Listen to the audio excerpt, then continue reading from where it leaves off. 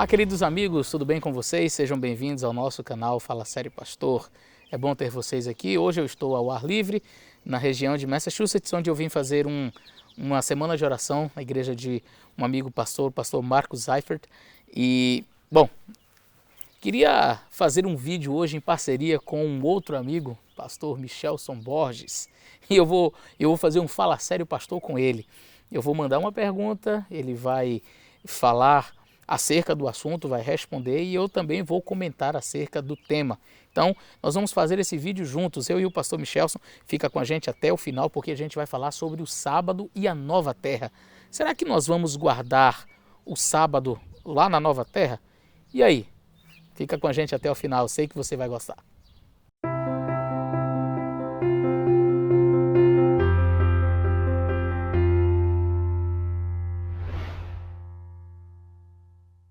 Muito bem, eu vou lançar uma pergunta muito interessante, tem que ver com o sábado no período em que não existia mais pecado. Será que nós vamos continuar guardando o sábado? Será que vamos guardar o sábado lá no céu? O que você acha? Fala sério, pastor. Começa falando pra gente aí, pastor Michelson, acerca deste assunto. Olá, pastor Eleazar, tudo bem? Essa é uma pergunta realmente interessante, né? Será que o sábado continuará sendo guardado no céu? Mas a pergunta mais correta que deve ser feita é: o sábado será guardado na nova terra? Porque a informação que a Bíblia nos traz, que Isaías especificamente nos traz, é com relação à nova terra. Quando lemos ali o texto com atenção, vemos que é dito: os novos céus e a nova terra que eu hei de criar. Portanto, a descrição do texto está focalizando a vida na nova terra. Se nós recuarmos para a origem da humanidade, para o tempo da criação da vida neste planeta, veremos lá em Gênesis 2, de 1 a 3, que na primeira semana da criação, lá na criação, primeira semana de existência da vida aqui na Terra, Deus estabelece o sétimo dia, o sábado, como um dia de descanso. É dito no texto que Deus descansou, abençoou e santificou.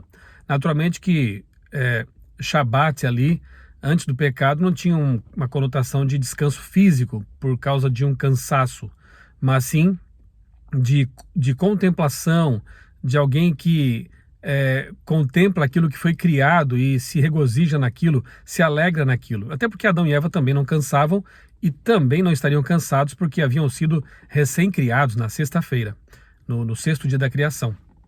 Então, o sábado ele é estabelecido lá nas origens. E nós entendemos que a nova terra é a recriação. Deus vai restabelecer a paz, a harmonia. Em Apocalipse 21 é dito que ele enxugará dos olhos toda lágrima, não haverá mais morte, nem pranto, nem dor, nem clamor, porque as primeiras coisas passaram. E eis que faço novas todas as coisas. Então, a nova terra é o paraíso restaurado. É Deus nos devolvendo o Éden. E se no Éden havia sábado, é óbvio que no novo Éden, na nova terra, também haverá o sábado. E é assim que o texto diz: de mês em mês e de semana em semana, aos sábados, de um sábado ao outro, virá toda pessoa adorar perante mim, diz o Senhor. Isso é na nova terra. Agora, no novo céu, aliás, no céu, durante o milênio, quando estivermos a bordo da Nova Jerusalém, aí estaremos viajando pelo universo e podemos apenas especular de que Deus, uma vez que tem estabelecido esse mandamento tão importante, esse dia de celebração, ele possa sim manter de alguma forma a contagem semanal do tempo ali mesmo, na Nova Jerusalém. Mas isso é pura especulação.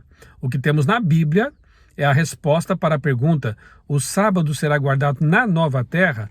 Até porque nós cremos que a terra continuará tendo seus ciclos, a sua rotação, a sua translação, a marcação de um tempo ali, ela permanece. É um planeta que orbita uma estrela, é um planeta que tem o seu giro planejado por Deus em minúcias, né? A Lua, a Terra, o Sol, os sistemas de contrapesos gravitacionais, tudo isso, né? Não tem por que deixar de existir. A grande diferença vai ser que Deus vai colocar aqui na Terra seu trono.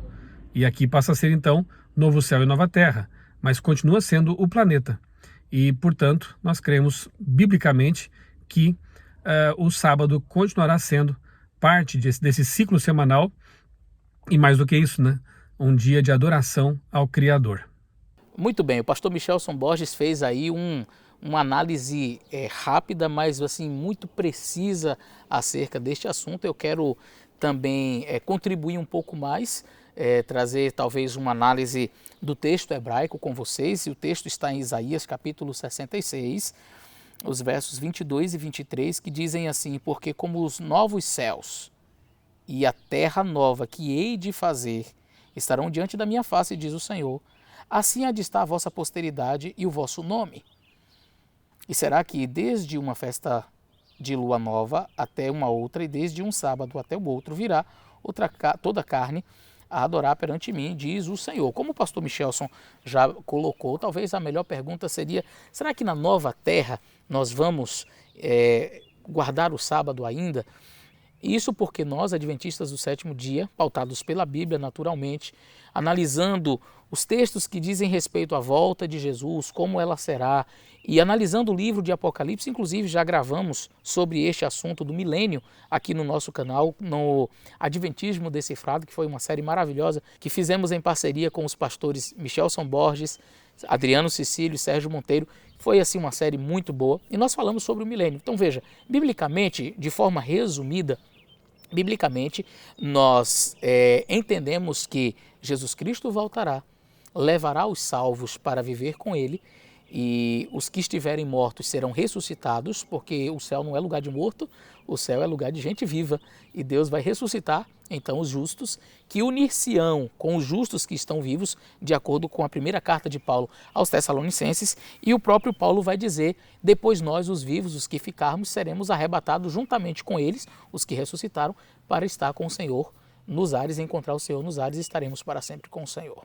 Os ímpios, a Bíblia nos dá conta de que eles permanecerão mortos, aqueles que estavam mortos, e os que estiverem vivos por ocasião da vinda de Cristo, com o furor de sua boca, com a glória de Jesus Cristo, em Apocalipse no capítulo 6, e o finalzinho do capítulo diz que eles vão pedir aos montes e aos rochedos cair sobre nós e nos esconder da face daquele que está sentado no trono e da ira do Cordeiro, porque chegou o grande dia de sua ira, e quem poderá subsistir?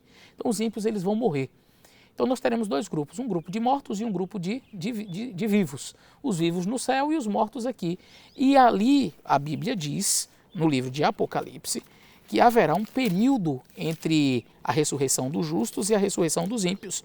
E no capítulo 20 do livro de Apocalipse, diz assim no verso 5: mas os outros mortos não reviveram até que se completassem os 1000 anos.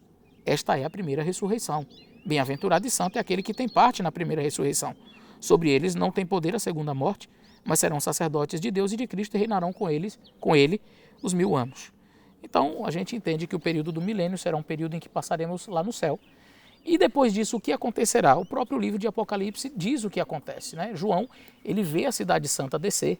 Ele diz: eu, João, vi a cidade santa, a Nova Jerusalém, que descia do céu, da parte de Deus, ataviada como noiva adornada para o seu marido. Então a Bíblia deixa muito claro como que as coisas vão suceder. E Deus vai criar, refazer. É por isso que no livro de Isaías, conforme nós começamos a nossa leitura, o próprio Deus nos diz: porque como os novos céus e nova terra que eu hei de fazer. Então Deus vai recriar esta terra. Deus vai restaurar aquilo que foi perdido ali no Éden. O capítulo 65 do livro de Isaías igualmente trabalha essa questão no verso 17. Diz: porque eis que eu crio novos céus e nova terra, e não haverá lembrança das coisas passadas, nem mais se recordarão. Então, essa teologia de que Deus vai recriar todas as coisas, ela é bíblica. e nós acreditamos que passaremos a eternidade em um novo lar, naquele que foi perdido pelos nossos primeiros pais, que será então restaurado. Muito bem, entendendo isso, a pergunta que nós fazemos é: o sábado da lei de Deus permanecerá sendo um dia de adoração, um dia a ser observado nesta nova terra? O pastor Michelson Borges já fez aí uma belíssima apresentação, mostrando que, assim como Deus criou todas as coisas perfeitas, se Ele há de restaurar as coisas para serem como eram, naturalmente que o sábado permanecerá, porque ele era um elemento que existia bem antes do pecado existir. A propósito, as pessoas que dizem os adventistas guardam o sábado por causa da lei de Moisés, estão distantes da verdade. Primeiro, que a lei não era de Moisés, era de Deus. Segundo, que o sábado não foi dado na lei de Moisés. O sábado, nós temos muitas evidências do sábado antes dos 10 mandamentos serem escritos na pedra. Inclusive no próprio livro de Êxodo, capítulo 16, Deus, quando vai derramar o maná, ele já diz: olha, eu vou derramar durante 6 dias da semana, agora no sábado não saia para colher o maná, porque não vai ter. O sábado é um dia especial. Quer dizer, nem tinha escrito ainda. O povo poderia perguntar assim: mas de onde que vem essa ideia de sábado? Como assim? Não sabemos de nada disso. Calma, ainda vou escrever na pedra. Não precisou, o povo já sabia. Agora, naturalmente que como escravos no Egito, 400 anos eles perderam, porque escravo não tem vontade. Então Deus precisou reeducar o povo, inclusive escrevendo na pedra, para que o povo não se esquecesse. Muito bem. Tratando especificamente deste verso, nós percebemos que Isaías capítulo 65 e 66, ele tem um tom escatológico. Nós temos aqui uma profecia que nós conhecemos como são profecias clássicas, e elas têm algumas características. Eu vou falar de duas visões assim teológicas diferentes, mas que têm, vamos dizer assim, um viés parecido.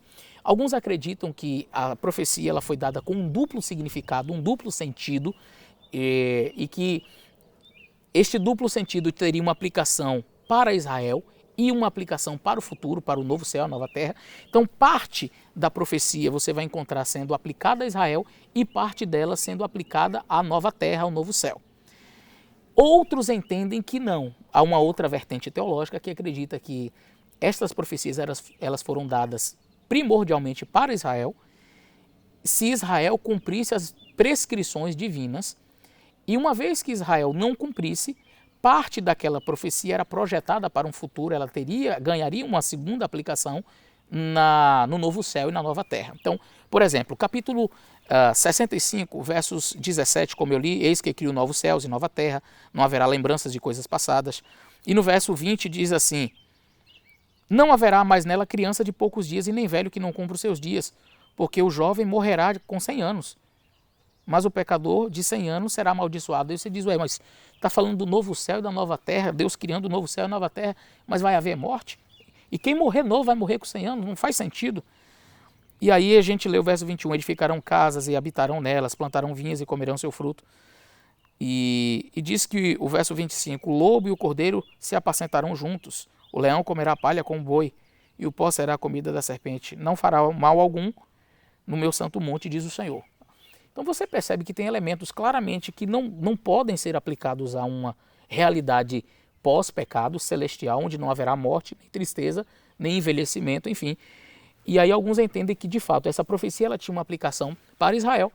E uma vez que Israel não cumprisse as prescrições divinas, porque era interesse de Deus que isso se realizasse aqui na terra, essa profecia ela então é projetada para o futuro, e naturalmente que os elementos que correspondem a aspectos temporais e que envolvem o pecado estariam de fora desta profecia. O mesmo se aplica ao capítulo 66, quando fala do sábado, tá? E a gente vai chegar lá. Como falei antes, existe uma outra vertente, entretanto, que acredita que estes versos que eu li, eles têm dupla aplicação, algo que era direcionado para Israel e parte da profecia já era aplicada ao final da história, a um novo céu e uma nova terra. O pastor Sérgio Monteiro, por exemplo, ele é adepto desta visão teológica de que a profecia não era condicional à aceitação de Israel, às prescrições divinas ou não. A profecia já tinha sido determinada e com uma dupla aplicação. Muito bem, essa característica também pode ser notada em Mateus capítulo 24, quando você nota claramente que alguns aspectos que Cristo menciona ali são aplicados, são cumpridos por ocasião da destruição de Jerusalém no ano 70, bem como parte daquilo que Cristo fala só teria sua aplicação no final da história deste mundo, quando Cristo estivesse próximo de voltar. Entendendo o contexto de Isaías 65, vamos voltar para Isaías 66, onde diz: porque como crio novos céus e nova terra. E por que eu voltei em Isaías 65? Porque nós percebemos um vínculo linguístico entre o capítulo 66 e o verso 22 e o capítulo 65, verso 17. Parece tratar-se do mesmo assunto. Conquanto alguém possa até dizer assim: você não pode tirar o texto do seu contexto, porque no seu contexto está falando de Israel e tal. Nós entendemos que existe dentro destes capítulos, nessas partes em que eu li aqui dos novos céus e nova terra, nós percebemos claramente que ela tem um viés escatológico, uma aplicação escatológica. Essas implicações escatológicas, elas estão presentes no texto quando nós lemos exatamente essa parte introdutória que diz: porque como os novos céus e nova terra que hei de fazer, e o verso 17 do capítulo 65, porque eis que crio novos céus e nova terra. Então você percebe, mesmo estando em capítulos diferentes, fazem parte de um contexto similar e são partes que dizem respeito a uma escatologia, a algo que está referindo-se ao futuro, ok? E aí então, no capítulo 66 e o verso 22, nesses novos céus e nova terra que eu hei de fazer, que estarão diante da minha face, diz o Senhor, assim há de estar a vossa posteridade e o vosso nome. E será que de uma festa de lua nova até outra, de um sábado até o outro? Se você ler o verso seguinte, o verso 24 diz: sairão e verão corpos mortos dos homens que prevaricaram contra mim. Alguns entendem que seria depois do milênio, não é? Quando Deus destruísse os ímpios. Outros dizem: não, isso aqui era uma aplicação de fato a Jerusalém, quando Deus destruísse os seus inimigos.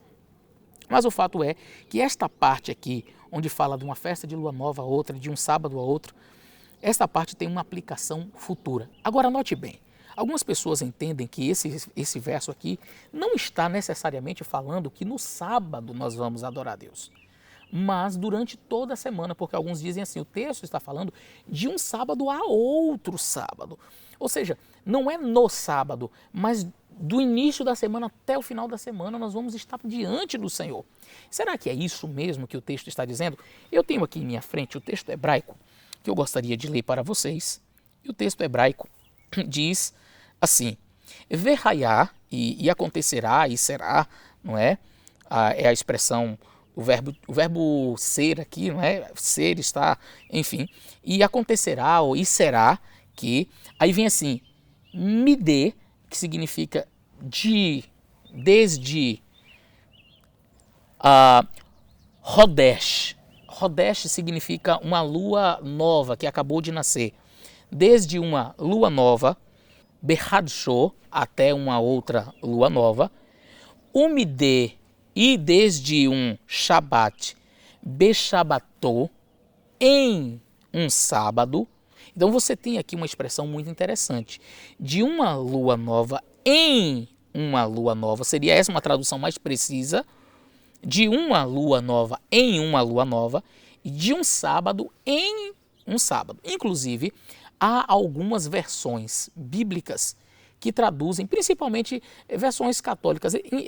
De maneira muito interessante, as versões bíblicas católicas, elas procuram seguir bem assim à risca a ideia do original, dos originais da Bíblia, né? A versão, por exemplo, de Jerusalém tem uma tradução muito boa. Naturalmente, nós não aceitamos os livros apócrifos, mas em questão de tradução, tem traduções assim excelentes. E eu quero ler algumas versões, versões da Bíblia que traduzem esse texto de maneira assim mais precisa e parecido com o original. E olha o que diz. Você está acompanhando aí na tela, quando diz assim: e assim, cada mês a lua nova, e cada semana aos sábados, todos virão prostrar-se diante de mim, diz o Senhor. A outra passagem diz assim: e de uma lua nova, em lua nova, de um sábado, em sábado, toda a carne virá adorar diante, na minha presença, diz o Senhor, diz Yahvé. Olha essa outra versão. De lua nova em lua nova, de sábado em sábado, todos os mortais virão prostrar-se diante da minha presença, diz o Senhor. E olha essa outra. Portanto, todos os meses, no novilúnio, ou seja, numa lua nova, e todas as semanas no sábado, toda a carne virá prostrar-se diante de mim, diz o Senhor. Estas são versões bíblicas que se aproximam bastante do original hebraico. Então, a ideia que o texto está transmitindo não é que você vai desde um até o outro, mas a cada sábado estar na presença do Senhor. Que coisa interessante. E como analisamos, esse texto é um texto com implicações escatológicas. Esse texto demonstra que, sim, no novo céu e na nova terra que Deus há de fazer, em que habita a justiça, em que o pecado não mais existirá, em que todas as coisas serão renovadas, o sábado permanecerá como um lembrete de que o nosso Deus é um Deus criador. Todas as coisas serão restauradas e o sábado continuará sendo o dia do Senhor na eternidade. Isso é fantástico, isso alegra o meu coração, isso mostra que nós, adventistas do sétimo dia, não estamos equivocados quando observamos este dia sagrado, porque entendemos que não somente neste mundo de pecado, mas no mundo por vir, quando Deus restaurar todas as coisas, ainda assim estaremos guardando os mandamentos do Senhor, incluindo o sábado. Se alguém porventura disser para você, não, esse negócio de sábado não existe na eternidade, não existe lá no céu, não existe nessa nova terra, porque quando nós falamos do céu, a gente está falando da eternidade, que vamos viver aqui, este lugar será um paraíso, esta terra será renovada, não é? E eu não sei se vamos guardar o sábado ou não. Bom, biblicamente eu sei, nós vamos continuar guardando o sábado. Biblicamente, analisando exegeticamente esta passagem, claro, aqui a gente fez de uma maneira até curta, mas se você fizer uma análise bem detida dessas passagens que eu li, de Isaías 65 e 66, você vai observar que sim, o sábado ele permanecerá como um lembrete de que o nosso Deus é um Deus criador por toda a eternidade. E como disse o pastor Michelson, conquanto não possamos assim precisar durante o milênio em que passaremos lá na eternidade, lá no céu, se o nosso Deus tão poderoso, que criou o sábado na criação deste mundo, que estabeleceu esse dia para nós, num mundo sem pecado e num mundo ainda em pecado, e prometendo que depois que o pecado for erradicado e nós estivermos diante da face do Senhor, esse dia continuará sendo um dia a ser observado. Eu acredito que sim, no milênio, quando passarmos ali na presença do Senhor, eu acredito que toda a carne continuará adorando ao Senhor neste dia sagrado. E eu quero convidar você a aceitar ao Senhor Jesus Cristo, a aceitar a sua graça, porque ninguém é salvo por guardar sábado, ninguém será salvo porque guarda mandamento.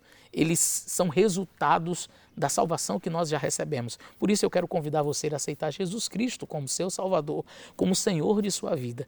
E sendo salvo em Cristo Jesus, você vai obedecê-lo aqui nesta terra para viver a eternidade com ele. Jesus disse em João capítulo 14, o verso 15, se me amardes, guardareis os meus mandamentos. Observar os mandamentos de Deus sempre será uma resposta de amor, não um caminho para receber a salvação, não é algo para que eu tenha méritos com Deus, algo para que eu faça para que ganhe pontos com Deus e assim, agora eu estou salvo. Não. Mas é sempre uma resposta de amor àquilo que Cristo já fez por mim. Eu guardo o sábado porque amo a Cristo. Eu não adoro imagens porque amo a Cristo. Eu honro meu pai e minha mãe porque amo a Cristo. Eu não mato porque amo a Cristo, não para ser salvo. Por que eu guardo o sábado? Porque eu amo a Cristo. Que Deus abençoe você. Grande abraço e até o nosso próximo vídeo.